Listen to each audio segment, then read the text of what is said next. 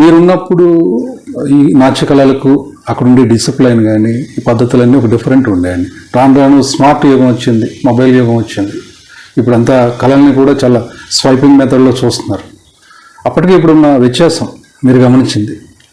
అంటే గట్టిగా చెప్పాలంటే అప్పట్లో గురువు గారు అంటే గౌరవం ఉండేదండి. అంటే గురువు ఏది చెప్తే అది. ఇప్పుడు గౌరవం లేదన్న కానీ అంటే ఇప్పుడు వాళ్ళు డ్యాన్స్ చేస్తే రేపు బోర్డు పెట్టేస్తున్నారు. అయిపోవాలి, డ్యాన్స్ మొదలెడితే రేపు ప్రోగ్రాం కావాలి. అంటే ఓపిక లేదండి ఇప్పుడు వాళ్ళకి. సాధన కూడా తక్కువే. అంటే వచ్చేస్తుంది ఏముంది, అది పెద్ద కష్టం కాదు. ప్రోగ్రాం చేసేయగలిగితే ఇంకెందుకు కావాలి. ఆ సాధన పట్ల ఓపిక అది లేదండి. అంటే గురువుల పట్ల కూడా అంటే వీళ్ళు మళ్ళీ అంటే చిన్న ఎగ్జాంపుల్ చెప్తానండి. మా గురువు గారు వాళ్ళ తండ్రి గారు ఎక్స్ట్రాడినరీ పర్సన్, రతంత లక్ష్మీనారాయణ శాస్త్రి.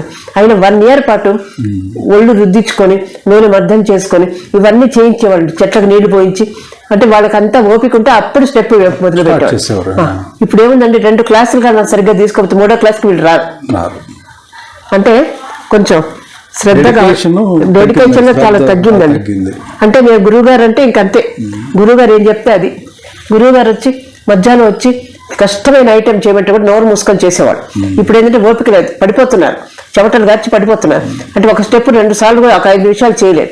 అందుకని ఆ సాధన అవసరం అండి. నమ్మకం ఉండాలి, గురువు మీద నమ్మకం ఉండాలి, శిష్యుల పైన శ్రద్ధ ఉండాలి. ఇది మా గురువు గారు నేర్పించారు.